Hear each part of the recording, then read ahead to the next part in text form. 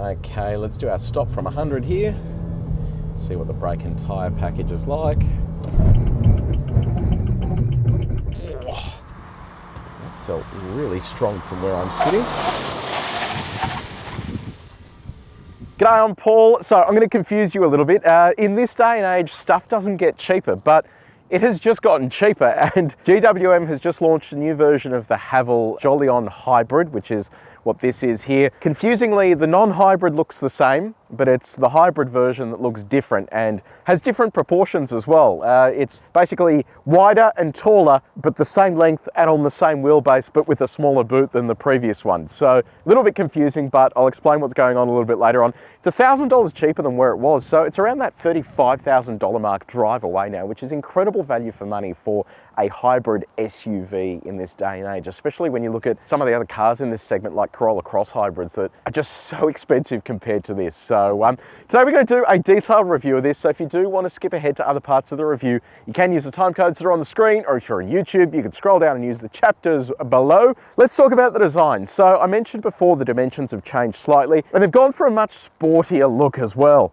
Look at this, it's basically like an X5 competition with all of these sporty aero bits on it. They've tried to give it that sporty vibe that the old one kind of didn't have. I actually quite liked the look of the old one, and this one just sort of changes it up a little bit there and gives it a slightly different design. So some people may not like the look of this sort of sporty stuff, but you never know. This one here is the mid-spec Luxe version. There's now an entry level called the Premium and then a top spec called the Ultra. So this sits right in the middle there. So you're getting full LED headlights, which is a step up from the Premium, which gets halogen lights. Big Haval badge on the front there. This is a subsidiary of GWM. That's the parent brand.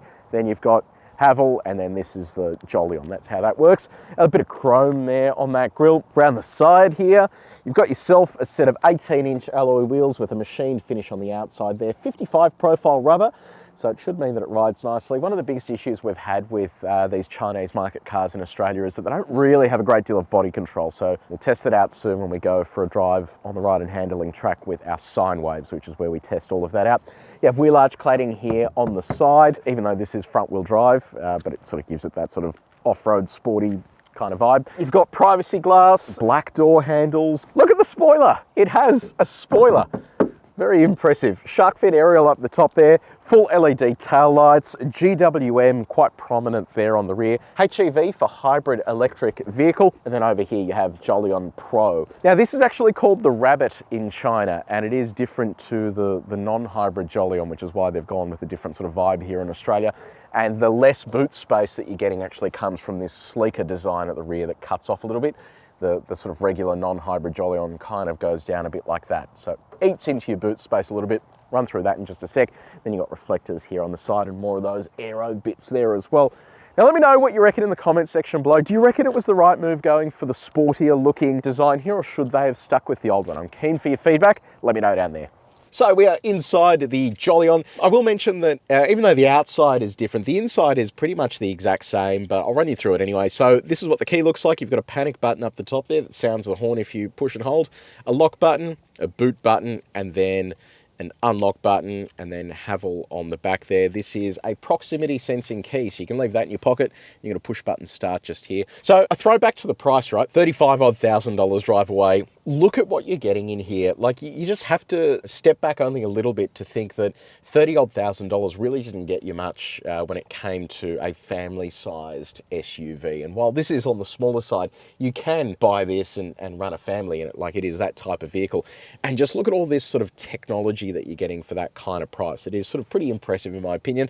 In terms of the touch points, that's sort of nice and soft there. Soft on the door as well. How soft are those touch points? We've got our durometer. We've tested the main surfaces in this cabin. If you do want to see how this car compares to other cars that we've tested before, there's a link in the description below that will take you to our table of comparison results. What about build quality? What's that like? A little bit wonky there in the center.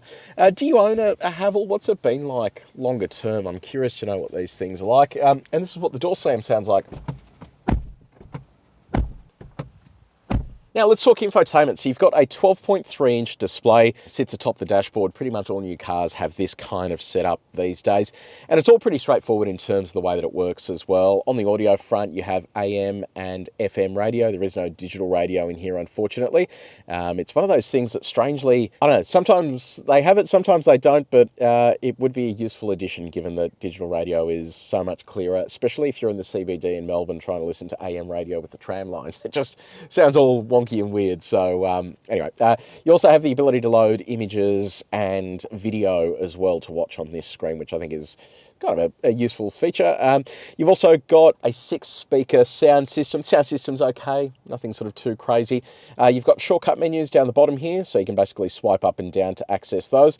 You've got Apple CarPlay and Android Auto. There is no inbuilt satellite navigation though, so not the end of the world, but I did notice with the BYD vehicles we've been testing recently, they all have inbuilt satellite navigation. So it means that if you don't have a smartphone or you don't want to be connecting your smartphone and using data, you still have a sat-nav option, whereas here you have to only use your phone if you do want satellite navigation. So not the end of the world, but just something to keep in mind. And also, in addition to that, you've got a screen ahead of the driver. It's around 7 inches in size. It doesn't really offer a great deal of customizability, but it's there nevertheless, which is good news. On the safety front, you've got autonomous emergency braking with pedestrian and cyclist detection, auto dimming rear vision mirror. You've got blind spot alert through that little light on the wing mirror there. You have radar cruise control, rear cross traffic alert. Is pretty comprehensively loaded. This is a little camera there for a driver monitoring system to make sure you're not distracted. On the parking front, you've got a 360 camera. I'll show you what that looks like.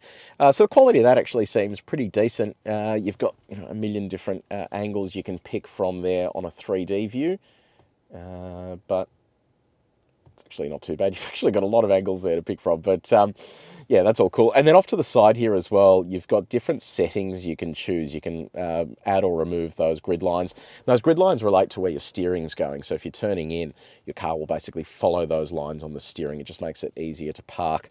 And then what have we got here? Mod, I'm not sure what that does. And then you've got a car wash mode that helps you get into the tracks of a car wash so you don't scratch your wheels. So yeah, pretty decent setup. This is what the horn sounds like. So what about your practicality? And we'll start off with connectivity. You might think this is a wireless phone charger, but it is not. There is a symbol there for charging, but all it's saying is that you can actually just feed a cable through here to get down to the charging ports, and you've got 2 USB-A ports and a 12-volt outlet. If you want to put a dash cam in, you've got a USB port up the top here as well. You've got storage in the center here, cup holders here. There's like a big one and then a little one. A bit of storage there as well, this whole bottom section too. Storage inside the doors. And then what do we got here? Decent size glove box there and sunglasses holder up the top as well. And what about your comfort? You have climate control that is kind of in a bit of an inconvenient position. So to change your dual zone climate control temperatures, you've got to go into here or use your voice recognition. But I don't know, just it would be nice if some of this was up here. Just another row of buttons just to access this instead of having to faff around with the menu. But you know, it is what it is. Seats. Now, seats are sort of fairly comfortable, but the thing I did notice is there's still no ability to adjust this seat so that it goes up. So you can go forwards and backwards. Your backrest can go forwards and backwards, but the whole seat can go up and down, but just not the front section. I find it quite hard to sometimes get comfortable in these cars without that. But the good news is on the steering front, it now offers both tilt and reach adjustment. It used to just be tilt adjustable. So now on our reach test, let's do that. Yeah, see, some of that stuff's hard to reach, and if you are going to have to lean in to change your climate settings, you have to sort of go like that every time, which is just a little bit annoying, I reckon. Now, second row, have a look at this. There is actually a surprising amount of knee room and toe room here. Headroom is pretty good as well. So my seat is quite far back. Despite that, I actually feel quite comfortable here. You don't really get that effect in a lot of SUVs this size. So from a sort of family standpoint, it sort of excels there. You've got a bit of storage down the bottom here, a couple of USB-A ports, rear air vents, 2 map pockets, center armrest here with 2 cup holders, ISO fixed points on your outboard seats with top tether points as well. So pretty sort of decent there. It is a little bit scratchy on the door there, but you know, it is what it is. Window test. Does it go up and down all the way? So it's a manual up and down, almost goes down all the way. Now let's talk cargo space. So I mentioned earlier, it has shrunk in size. So it's down to 255 litres now. So it's about 80 litres less than before. So quite a low roof as well. show you what it looks like with our bag in there first. You can kind of see what I mean. The big reduction in space there has kind of robbed you of the ability to really utilise that space for stuff like prams. So it could be a little bit tight if that is your requirement. You still can buy the non-hybrid version of the Jolion that has the bigger boot. It's about 80 litres bigger than this. The other downside as well to the hybrid is that you don't have anything under here outside of the battery and a tyre repair kit. There is no spare tyre in this vehicle. So just a couple of things to think about. If you do need more space, you can drop the second row. With that out of the way, it increases your space to just under 1,000 litres. Now, are you in the market for a small SUV? Well, have I got a deal for you? Well, actually, I have a page full of them. All you need to do is go to Google, type in Help Me CarExpert, or use the QR code on the screen. It's going to take you to the CarExpert website. We're a big company. It's like over 60 full-time employees. Very impressive. We also have a page on the site with all of the deals going in Australia this month to help you figure out which car you need to pick. We can then even put you in touch with one of our friendly dealers who might even be able to get you a better deal as well. So go to Google, type in Help Me CarExpert, or whip your phone out, scan the QR code, and away you go. Okay, we have just hit the road in the Jolion Hybrid. Now, just as a reminder, this drivetrain is carryover, but it's a really interesting drivetrain. So they basically have an internal combustion engine paired with an electric motor, and this is all on the front axle. The internal combustion engine is a 1.5 litre four-cylinder petrol engine. Combined, it makes 140 kilowatts of power and just under 400 newton meters of torque. Now, only about 70 kilowatts of that is coming from the internal combustion engine, but over 100 kilowatts of that is coming from the electric system. So it's quite a sort of interesting way to go about things. You've basically got a small internal combustion engine that is powering a battery and then subsequently an electric motor. Now, the fascinating thing is it has three different, I guess, driving modes depending on the speed that you're doing. So low speeds, it's working as a series hybrid where you have the internal combustion engine working in unison with the electric motor and the battery system to drive the front wheels. Then speeds above 40 kilometers an hour, but below 80, it's just driving the front wheels directly using the internal combustion engine. And then at speeds above 80 kilometers an hour, it works in parallel, which means it can be using the internal combustion engine and the electric motor to drive those front wheels. So it's basically favoring efficiency there, and depending on the speed, you're going to have different efficiency levels, whether it's just the internal combustion engine driving the wheels directly, or whether you are using a hybrid assistance there. And then to further complicate things, there is a two-speed hybrid transmission. And they call it a hybrid transmission, but it feels like it's sort of quasi CVT. Basically, when you get around that 80k an hour mark, it seems to switch into that second gear. And we'll see how this goes, because last time I drove the Jolion Hybrid, I wasn't really in love with the way that transmission worked. So we'll see whether it makes much of a difference here. The other fascinating thing as well, this is the first hybrid I've seen that actually has single pedal driving. So I'm able to roll out of the throttle there, and it's able to come to a complete stop. Sort of not quite as aggressive as it is in an electric vehicle, but it's coming down to a gradual stop here, and then eventually, in theory, it should be able to come to a total stop and then hold the car there. So handy feature, and it means that you really don't need to use the brake pedal all that much, but because the regen isn't that strong, you probably are going to need to have that braking assistance at the same time. Now, GWM claims a combined fuel economy of 5 litres per 100 Ks. We're not quite sitting on that, so we are sitting at a higher figure. And look, to be honest, I think that figure, reaching those types of numbers, if you are throwing in highway driving, it is hard for a hybrid with a small engine like this to actually achieve those kinds of highway driving figures, because it is having to work much harder. We've done a bit of highway driving to get here this morning, so you are going to get closer to that 5 litre per 100 figure mark if you are driving predominantly in and around the city. They seem to have improved all their annoying beeps and nannies and stuff. The driver monitoring system up here, you really have to be not watching the road for a long time before that activates, which I think is good. Previously, it would be activating at just every given opportunity, but now it seems to be much better, which is reassuring given that these safety features are meant to be helping you, not hindering you while you're driving. Let's talk about road noise. So there is a bit of tyre noise that comes into the cabin at highway speeds, and you'll notice that mainly on coarse chip roads. We put it up against our calibrated sound meter. This is how it went, and just in case you want it, there is a comparison there on screen with the last version of the Jolion Hybrid that we tested as well. On the visibility front, the wing mirrors are really great, nice and big, blind spot monitoring, but out the back, that envelope is so tiny. It seems to be much smaller than it was on the previous Jolion hybrid, so it's just a little bit tricky to see out that back window. So your turning circle comes in at a little over 11 meters, and on towing capacity, it seems to have been reduced from the previous gen of the Jolion hybrid. It's now 1,300 kilos with a brake trailer. I think the previous gen of this was 1,500, and a lot of that will come down to suspension. This now uses an independent rear suspension setup instead of a torsion beam. Okay, time to do our sine wave test. So we do this at 130 k's an hour, replicates a choppy road out in the country, and because we do it at the same speed in all the cars, it gives us a really good chance to test them back to back. Typically Chinese cars aren't very good across this. There you go, that's interesting. So the change to independent rear suspension has actually helped this feel far more settled across that stuff. I remember the Jolion previously was quite sort of floaty, didn't have that body control at speed, whereas that actually felt really nice and settled. It feels like they are actually putting a bit of effort here into that ride and handling tune just to give it the right type of feel behind the wheel to match Australian road conditions. Okay, we've got our bumpy road here. We do this at 90 k's an hour. I'd be curious to see how this fares, given the ride feels fairly soft.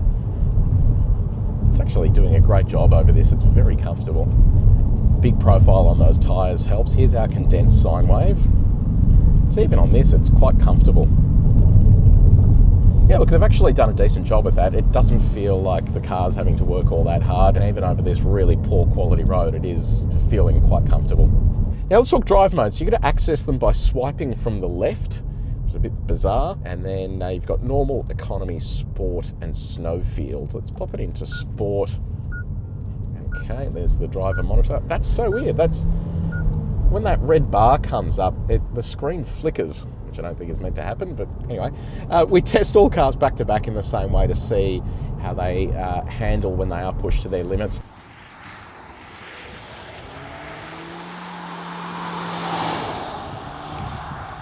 Now, this is the thing that impressed me last time with the Jolion hybrid, and that was how snappy this powertrain is. It absolutely hauls. Like when the battery is charged and it's moving along, it really is moving along. Pins you back in your seat, and you really feel like stuff is happening. The previous gen of this, it did run out of puff once you sort of exhausted that electric motor and the battery system as well, but it does take a bit of aggressive driving for a longer period for that to actually happen. Like right now, it's sort of getting to the point where we're exhausting that, but if you are just wanting to zip in and out of traffic, the hybrid system actually delivers a really nice punch in the back, and it's very quick as well. You're not waiting for any gears to change or anything like that. So you can see right now I've got my foot pinned to the board, but it's making a lot of noise, but not really gaining any speed at all as it sort of switches between that first and second gear. So yeah, look, it's not a sports car despite its appearance.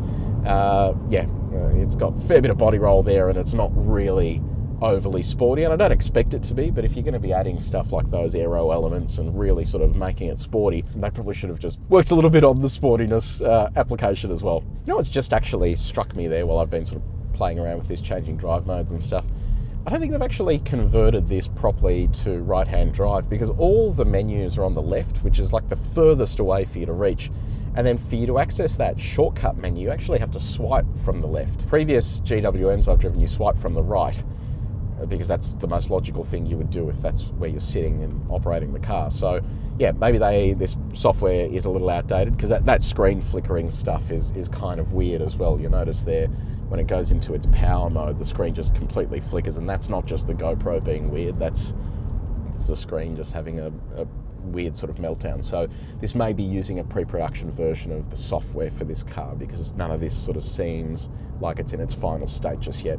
Now let's do some performance testing. I'm going to pop this back into sport mode. I'll switch off stability control as well, just so we can get some wheel slip off the line. All right, so let's see how we go. We're going to go all the way through to 120 so we can see what the 80 to 120 acceleration is like. So here we go.